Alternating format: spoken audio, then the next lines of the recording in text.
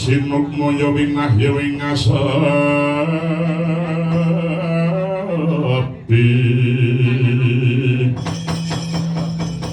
sinimpeng talenging kalabu pambukaning warana ing wilahing sekaring bawana langgeng kakang Resi Kanika Putra adalah wonten penumbing kowe ngadhawuh Adi Guru miji dhateng pusanipun ngrangka kula ing suduk nang udal-udal Kakang Guna Sinada sampun sawetawis wanci menika kala mawi Madyapada taman gara-gara ingkang sundel wonten ing kahiwangan Kakang menapa to ingkang dados tok sumbering gara-garing Madyapada menika kala wau Kakang Resi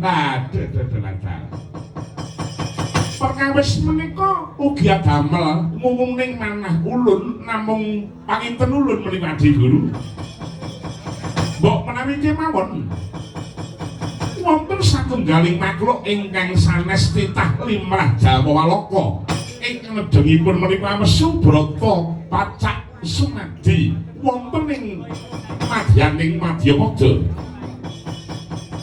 pekaten Kakang inggih niku namung mbok menawi menika Adi Guru saged leres ugi saged boten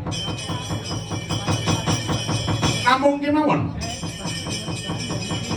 menapa paduka Adi Guru menika saken pun Kakang cedhak wonten ing Madyapada ingkang saperlu haniti priksa lalu sampun wonten dawuh saking paduka Adi Guru pertamtu pun Kakang Uhung anyendikani boten Kakang slak manata sing manah kula minangka para ulun piyambak ingkang nedya anganglang jagat niti priksa tuk sumbering gara-gara menika kala marang panjenipun wonten titah ingkang nedhengipun Yoga Brata dadi ulun prapeki menawi inggihipun Mesu Diri anggadhahi pengajap utama ulun ingkang badhe paring nugraha ning kosok wangsulipun menawi smedinipun anganti sedya ingkang ala pertamtu ulun pribadi ing badhe nyendhamayang titah kala wau saperlu kacemplungaken wonten ing madyaning Kawah Candra Dimungga inggih Adi Guru lajeng benjang menapa nggih paduka menika badhe tedhak wonten ing madyaning Madyapada dinten menika ugi Kakang malah kepara hal saking kahiwangan kula pasrahaken dhumateng Kakang Resi Gunaraja inggih mboten langkung sendika ngestaken dawuh menika Adi Guru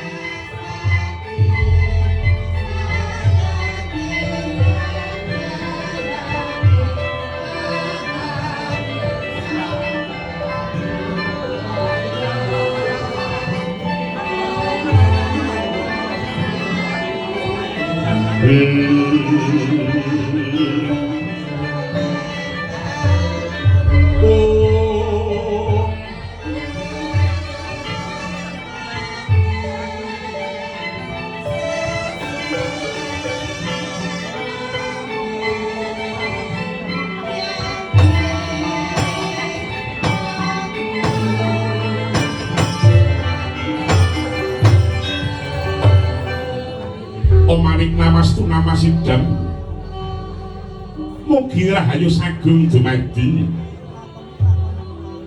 mugi rahayu sagung dumadi mugi rahayu sagung dumadi mangkono kang wonten praga nirmala praga indah ingkang mapan ing imbanging gunung tunon kapan mening tirtani rinengga kembang-kembang prating banging kang kumambang aling madyaning balungbang marana katingal animbuhi aslining paningal dasare kaya panpiting kamarkang angrembuyung sinome madyaning pragana sawening titah ingkang diripun nama Subrata tan wonten sanes mundhungan majanipun Resi Gutama lan Dewi Windradi nenggih Sang Dewi Anjani duking muni Sang Anjani kenging bebenduning jagat kedereng genyo rebutan suku manik asta gimpo lan para kadangira Sugriwa lawan Subali Yogiwarsa lan Giwarsi ing pagedungan Sang Hyang Suryan ing Praga Semala satemah kelaban dayaning sendang Sumala wadana kang asta asalipun rupa dadi wanara sruning panalangsa Dewi Anjani griya mundi gawe ingkang rama Resi Gutama angudi pangruwatan macak semedi kang lampahe tapa nyandupa ning madyaning Praga Nirmala tapa nyandupa tegese nglakoni tapa satataning candupa utawa kodhok anggena kungkum madyaning Praga Nirmala ambuga muhung lamun ana buku ingkang minter merak sang ngesalipra Sang Dewi Anjani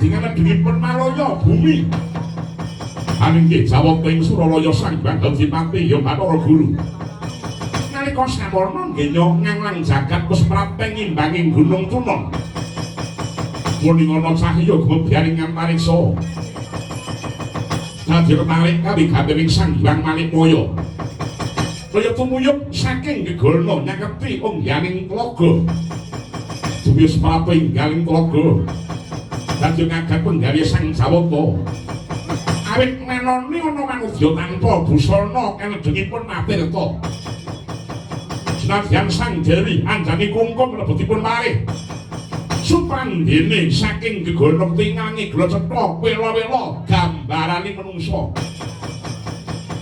asale ngarengi wanci surya gumeliwangi ngujengan sala sorote sinamblat jingga nrabas laning mega empuh banyune praga ingkang wening guliling yayah kencana sinangling satemah mancur-mancurat mencorong tumuli tali Yahayu ketinggal saking ngawiyat pangyayah golek kencana gugup gragapan Sang Hyang Manikmaya umupyur panonira malamingkus pun galing goswa brel wijewinenya kaya dineres Pretna Sang Kanika Putra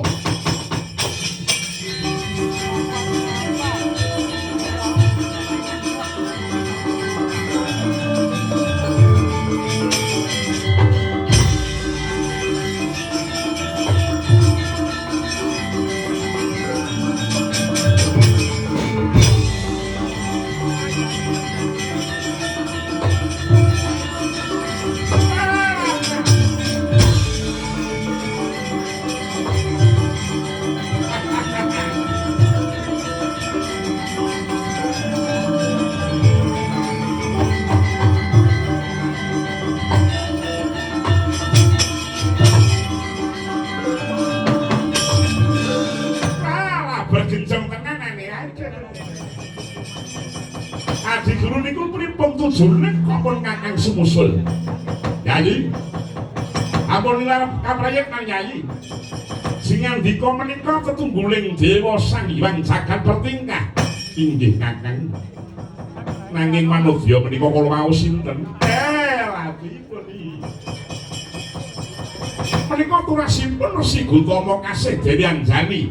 Samangke nedengipun tapa nyantaka menika nyuwun pangruwatan. Kakang Narada menapa titah Pujanggara Dewi Anjani menika ingkang dados sumbering gara-gara Kakang. Kadosipun mekaten menika.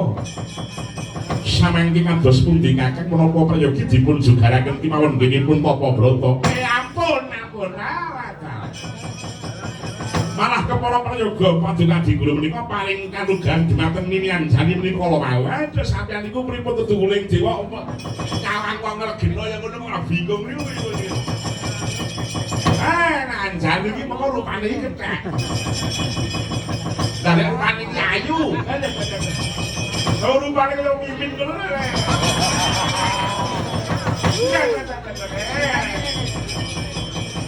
Pripun iki? Ingkang rikalanggan mangke panjenengan paring anugrah ingkang sipatipun menika kala mau. Kanugrahan mangke saged hanyengkaken rumamping penandang titah Pujanggara pun Anjani kala mau. Inggih Kakang Resi. Yektinipun badhe ulun paringi kanugrahan nanging kanugrahan ingkang badhe kula paringi menika kanugrahan ingkang agung. Monggo Adi Guru.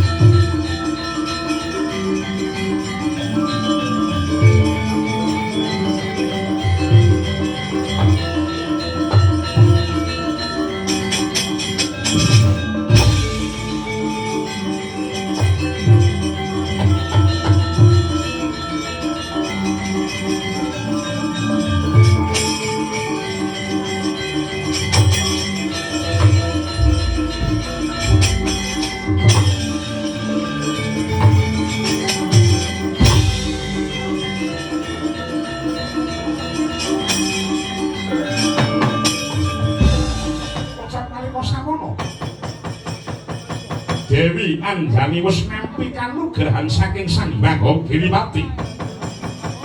Kang dumadi saka saripatining daya sih kang linuwih ing jagat raya. Kelok ing kawontenan. Daya sih kang linuwih ing mapan wonten angganipun Dewi Anjani kedadak. Penang darabeli sipak urip. Satemah Dewi Anjani garabili. Lising kondo usangan Candra Sedasari. Dewi Anjani genyong garabili. Wis mancine laring wiji pinilih.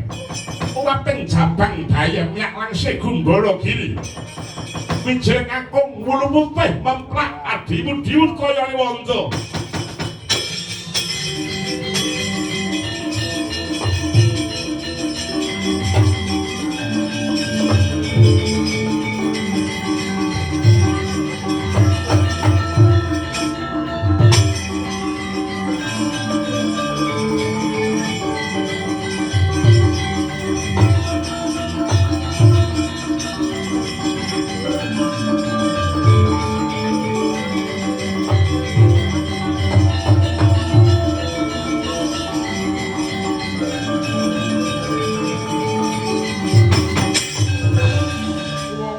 Gusto pijar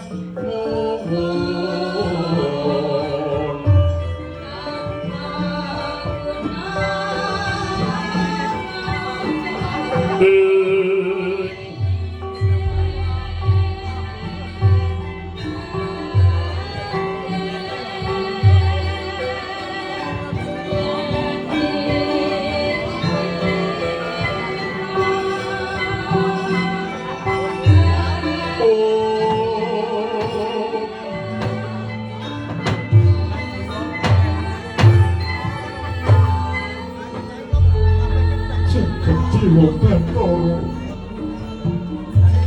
kaya mengkene bebuntuning jagat kang kudu sinandhang dening Anjani durung paca-paca rumat penandhangku parantene aku sing kudu nandhang kewilangan krana kerebi lan nglairake putra kang tanpa para-para jagat dewa Bathara dewa sing durung marem nggone mituna uripku nyatane jabang kang tak lairake sih plep-plepaning karma para kang tuwa saka dodosanku dene wujude jabang ora kaya lumrahe jabang bayine menungsa nanging ulune putih pemplak adi-udi kaya wanara ya putraku nggih pun mipundur pangapura dene kowe kudu melu nyangga dodosane Bumuya nggih Radyan dikaya apa wujud penanging tumraping pun ibu kowe kuwi putraku kang bagus tanpa cacat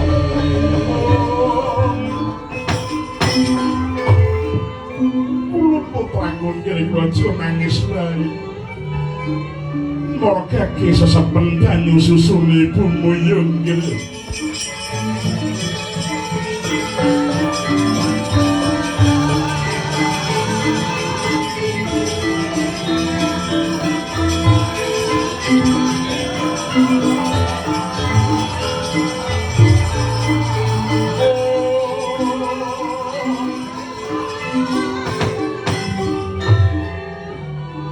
Semono jabang putrane Dewi Anjani Singgrahan sinesepan banyu susunipun kang ibu eling-eling Dewi Anjani redengipun nglakoni tapa brata marang wijiling banyu susu Gamawa daya luwih tatas kang kapisanan sinesep dening ingkang putra urung masuk sajroning nganggo manjing dadi aji maundri ingkang kapiasane andhalari karo saning si jabang bayi pasan jagat tanpa timbang lauto bawane Dewi Anjani katemben mbabaraken putra manemo tanpa kalampun to katon payus Gwayanira kaya wis lolos kabeh apa bebayune nganggo Parta Kalingguhan wis dangu nglampahi Prabrata sang sira dangu saya kampung lentre kaya wis tapis dayane ngagesang Kocakut dating jagat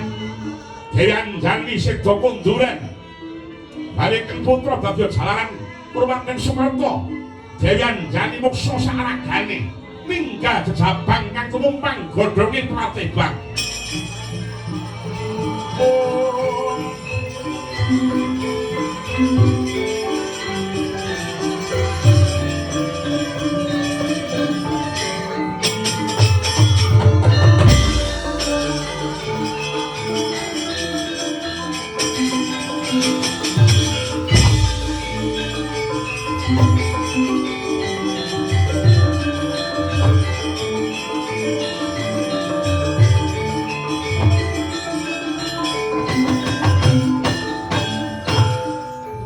urip ijen dapan porwang dapan po pengayoman kodanan kepanasan orang dayani loro malah kepala saya muh santosa mangkono jabang bayi kang durung barbiaran sedina rong dina isih bisa anteng ana ing sandhuwuring gondhong Pratibang suwening suwe rasa nelak lan luwih wis ora bisa kampah budining bayi rasa luwih mung bisa nangis sarwa kuruncalan wauto eling-eling jujute tahsanan tajapa malaka pangising bayi ngebaki bawana jagat ora kuat neh sungkawa satemah daya liha ingkang erat mendung peteng kaya Jawa udan dos kaya ngerti sinumpak saking akasa pating dalem biar kelak Raden Sriweran kanthi swara jebegluk ingkang paliksa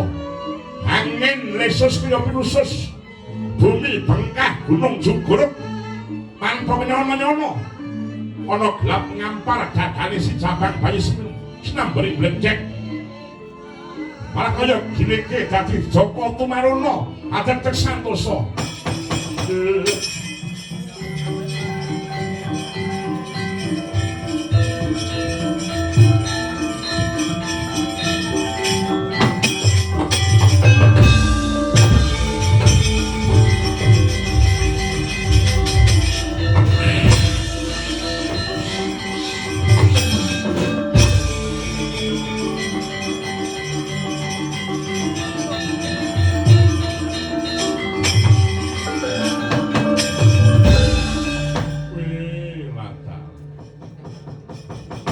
aku ki apa lan aku ki sapa?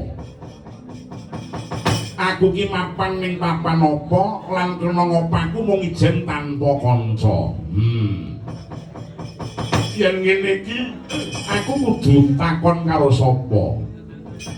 Gusti. Kae kok ana wujudan kang gedhe coba tak takonane.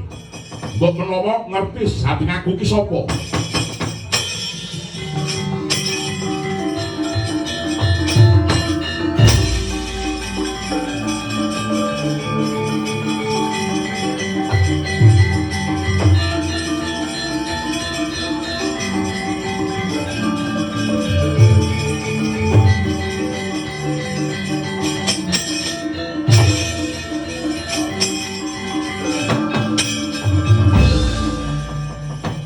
Wujudan ingkang gedhe rupane reng semune klawu. Yen ginarayang ngatos iki makhluk apa? Makhluk ingkang gedhe kowe iki mau sapa, Lan apa kowe ngerti aku ki sapa? Kowe tekon kok meneng wae. Sadaya nyepeleke karo aku. Kuwi bantanganku ora sumyur tak sembah ibrit-ibrit.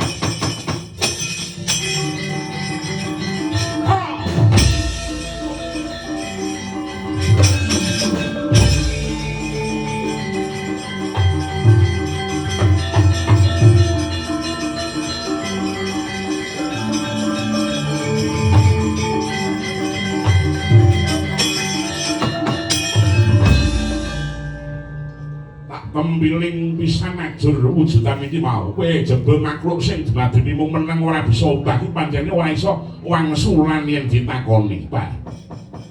Lah terus aku iki takon karo sapa? Kena wujudan sing gedhe dhuwur. Ora ketang mung sithik-sithik nanging bisa obah. Coba tak takonane kaya apa?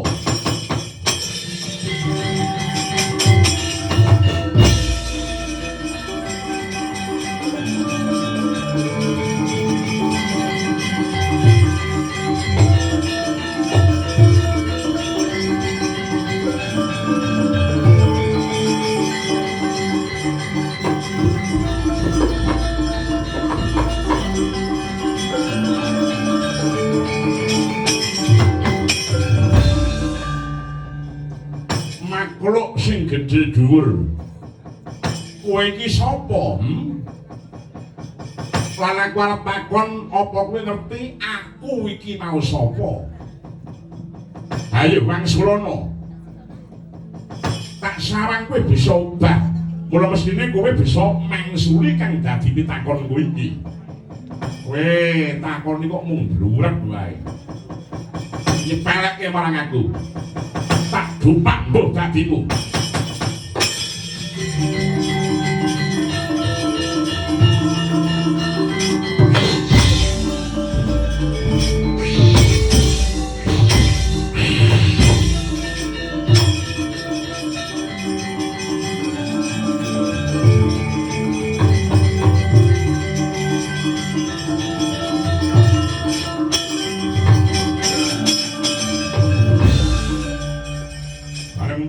Pisan bae malah banjur rubuh.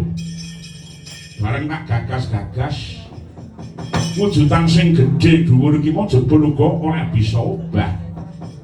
Nadyan katone bisa obah nang sabine obahe jalaran ketarik dening angin, ora merga saka karepe dhewe. Banjur piye uripku iki mengkene? Aku kudu takon meneh marang sapa? Lho. Neng dhuwur kae ana wujudan sing gedhe bunder padhang pawa sunar kang panas pangiraku kae mesti makhluk kang dalbe daya gedhe ing jagat iki. Coba tak takonane. Sing neng dhuwur kuwi wis sing mawa cahya padhang sing sunarmu panas kuwi kowe iki sapa? Ora gelem semau. Aja-aja nyepeleke aku meneh. Umpama arep tak tempiling kok adoh men. Nek tak bupak ora tekan. Iya. Cahya sumunar. Aku ora bakal kurang akal, ning kowe wis ngremehke marang aku. Kowe bakal tak irup, tak untak malah telakku.